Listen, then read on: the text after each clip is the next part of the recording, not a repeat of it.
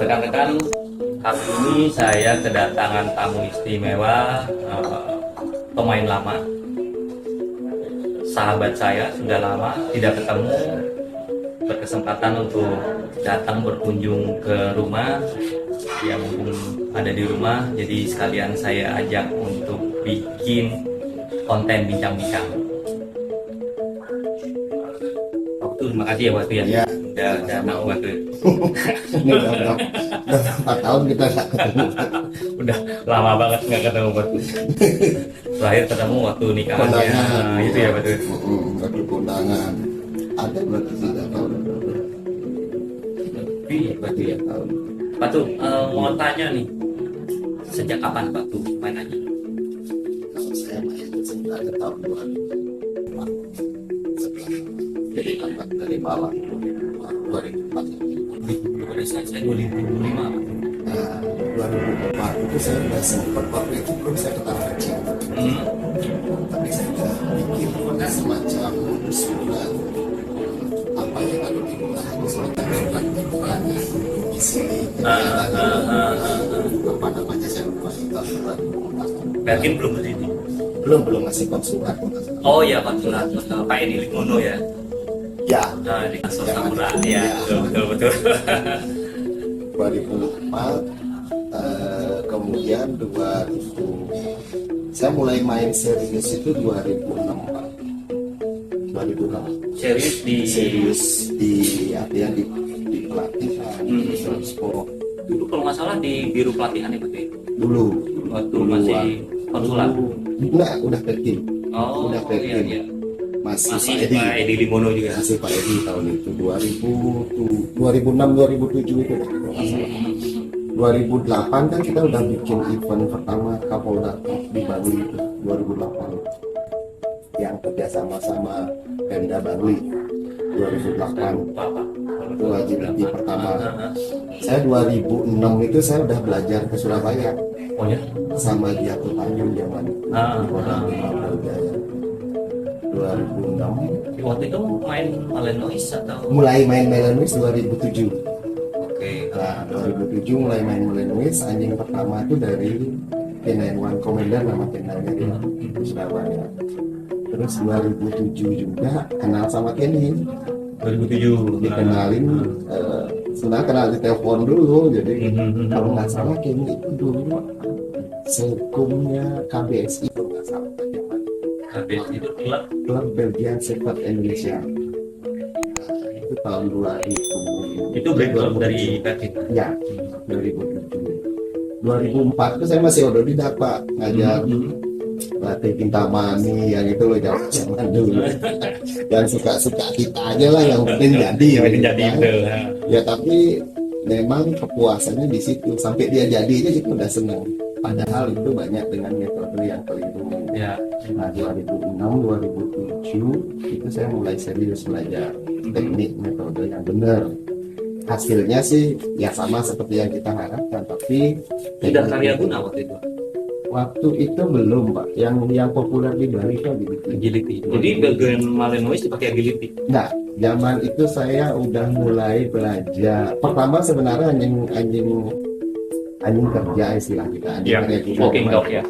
Ya buat laca, Ya. ya buat proteksian doang lah. Saya belum mengenal IPO. 2007 2008 saya belum mengenal IPO. Dikenal Lim dari Kenny sama Lima. Ya. Dari situ saya baru tahu namanya IPO. Sebelumnya itu kita sempat latih memang anjing ada yang dipakai di Bukit Hotel itu ya sama teman-teman dari kepolisian tahun 2008. Banyak yang kita pakai anjing Labrador dan Border. Melanuis belum. Melanuis pertama saya itu sebenarnya ya bisa dibilang anjing percobaan. Itu percobaan. Jadi yang Beli dari mana waktu itu? Ya. Dari Pak Giarto Tanjung. Giarto Tanjung. Ya. Nah itu memang bagus anjingnya trans. Apa ya? Saya tahun itu tuh kan kita sampai slip aja belum bisa beli Pak. Slip itu bikin. Ya. Karena kalau pada zaman itu kita harus Mahal ya, Pak. impor. Nah belum ada nih yang beli online kan, Iya, sekarang iya. kan harus import kan. Jadi kalau import ya paling nggak saya biasanya juin minta bantuan ke Kenny Iya. atau ke Liman kan gitu. Nah, untuk kita beli beberapa equipment pada zaman. Tapi yang saya ingat satu itu sleeve saya terpaksa bikin Pak dari kulit Ah, ya, pakai jahit sendiri. Awalnya di paralon, ternyata itu nggak masuk. Kemudian dari kulit kita bungkus karung. mhm. Maka saya tahu di situ ternyata beda jenis karung. Karung Iya, kita di iya. sini tuh banyak nilonnya. Jadi Iya. kalau kegigit itu dia nyantol di gigi Pak. Mhm. Beda dengan yang slip yang benar itu Iya. kan jadi kalau dia kegigit itu dia akan kayak gitu loh. Jadi nggak kayak karena ada nilonnya. Kalau boleh tahu sampai sekarang udah berapa mahasiswa dari pertama sampai sekarang? Berapa ya? Banyak sekali Pak. Pertama saya masukkan 2. Setelah itu siapa lagi?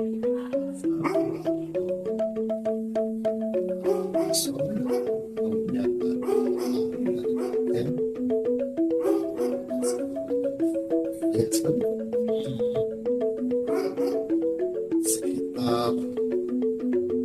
sekitar 12 ekor yang saya latih ya. 12 ekor ada. Dan kalau sekarang Tapi yang saya berani bawa tampil itu Iya. cuman 2, 3. yang sering lan ya.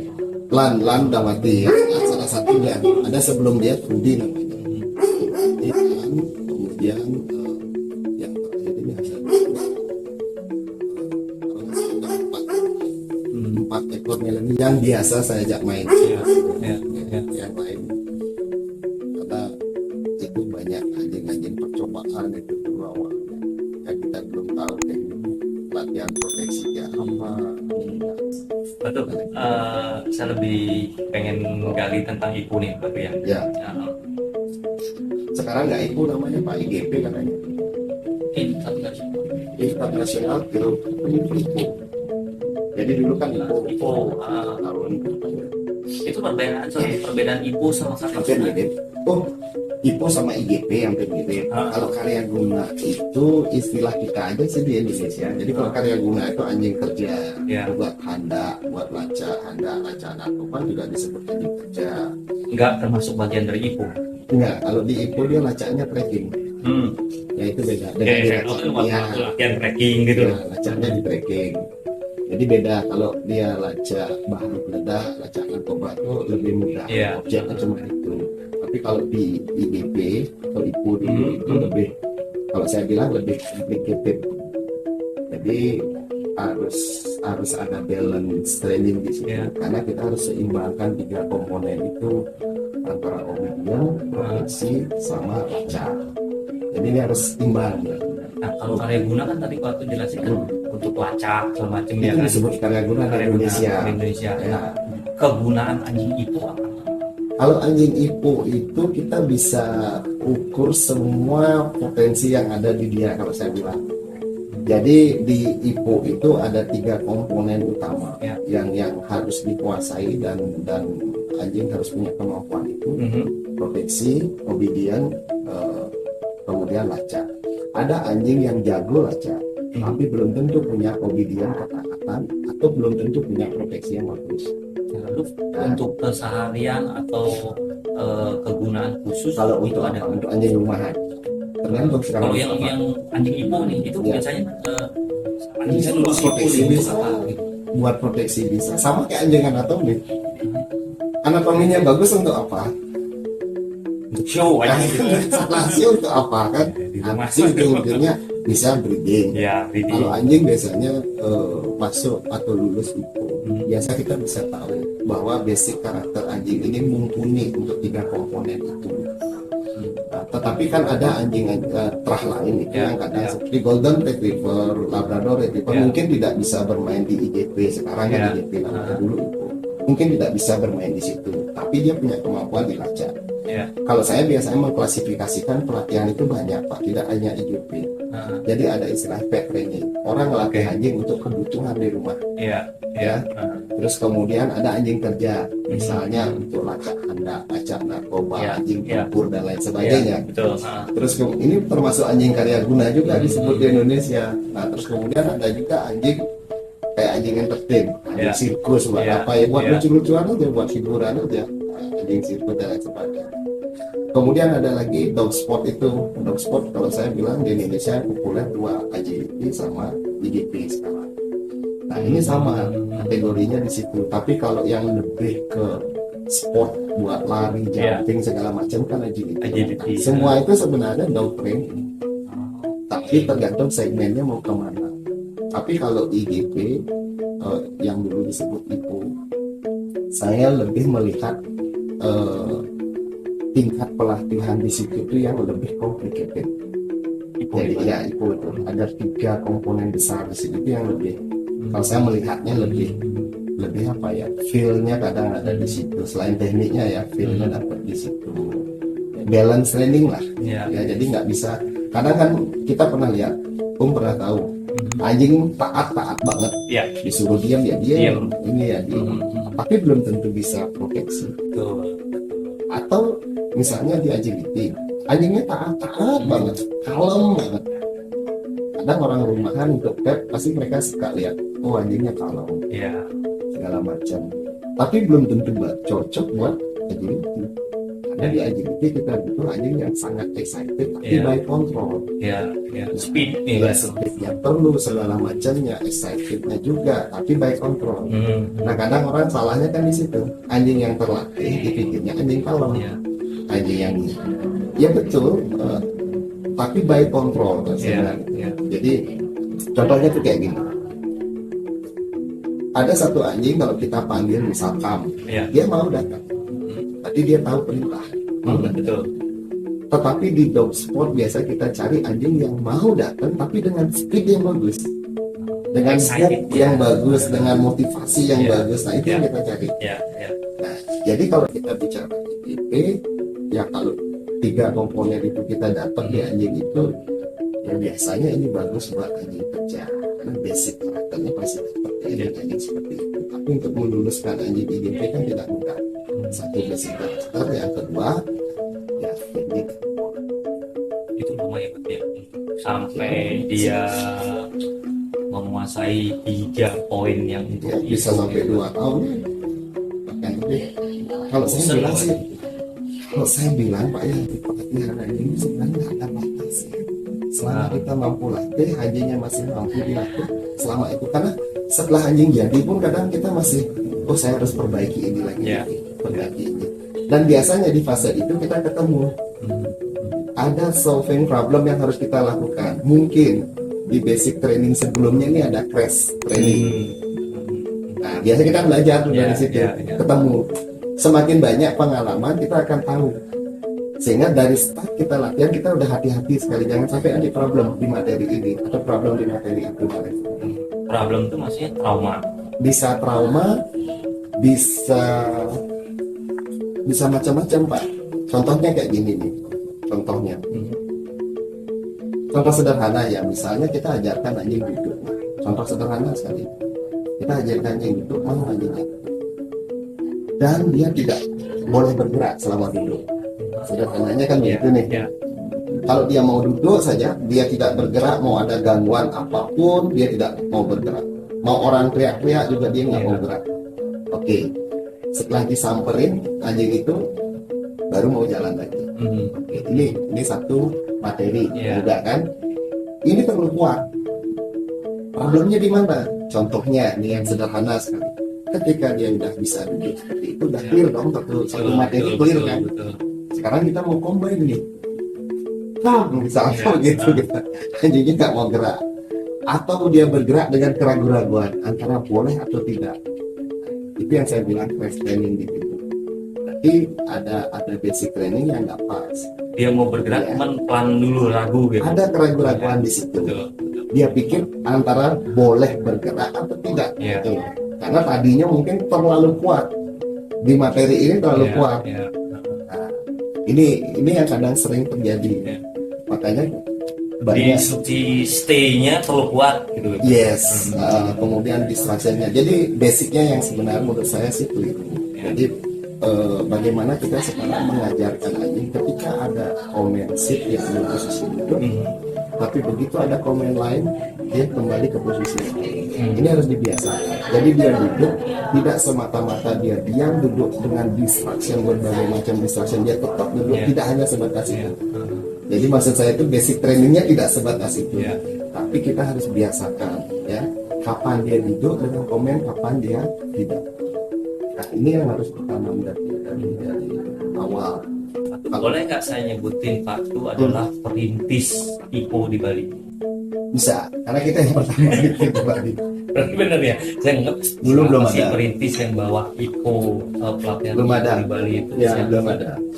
Saya awal jujur dulu waktu belajar di Surabaya pun saya belum mengenal IPO. Yang saya kenal di situ adalah anjing tempur, anjing laca, anjing tempur, dan seperti itu yang saya kenal. Lalu Awal mana anjing IPO-nya dari proteksi. siapa? Dari Kenny pertama sama Liman. Nah, jadi pada tahun 2007 itu saya kenal pertama di telepon. Iya. Di telepon, oke, suatu saat kemudian kita ketemu pertamanya bukan di Bekasi, kalau nggak salah di Surabaya. Saya ketemu dia pertama. Ada satu kejuaraan itu di Surabaya, ketemu di situ. Naik nyambung dari situ. Nah dari situ saya tertipu. Awalnya saya tahu agility Iya, di Bali, iya. agility yang versinya anak-anak, Iya, ya kan? yang anak Nah, agility team. ya, Bali agility, yang itu agility yang versi kita. Hanya melihat di YouTube, di apa, kita belum terorganisir, belum dengan rule yang ada saat ini gitu. Jadi tapi nggak apa-apa, itu cikal bakal. Nah itu yang saya tahu awalnya Pak. Selain anjing baca, Ya. ya, baru kemudian kita tahu itu. Nah IPO itu saya sempat lama tuh belajar sama teman-teman, sama tim. Terus ada beberapa pelatih juga dari luar kita pernah datangkan kan Iya. ke Jakarta, ke Ke Bandung ya. ya, kemudian mampir ke Bali, kita diskusi banyak. Nah dari situ saya mulai paham bahwa sebenarnya kalau mau belajar feel untuk seorang pelatih itu bagus di IPO. Kalau di agility kita kadang nggak dapat di situ, balance training ini nggak dapat. Kalau saya bilang itu balance training Pak. Iya. Di agility kita orientasinya kan dia bisa semua obstacle. Iya. Tetapi di IGP, di IPO yang dulu disebut IPO, itu ada pos-pos yang tidak mesti harus kuat di satu materi saja. Jadi materinya kan banyak ya. Nah, kita nggak bisa dominasi hanya di satu materi, saya nggak bisa. Jadi harus balance training. Jadi semuanya ini harus dikuasai. Harus dikuasai. Bersamaan berimbang. Iya. Itu yang saya pahami betul di materi IPO. Jadi di situ kita dapat banyak sekali teknik-teknik yang teknik-teknik yang kita tidak dapatkan di agility. Nah, untuk materinya sendiri, materi anjingnya, apakah semua anjing bisa dilatih untuk IPO atau untuk karya guna? Untuk karya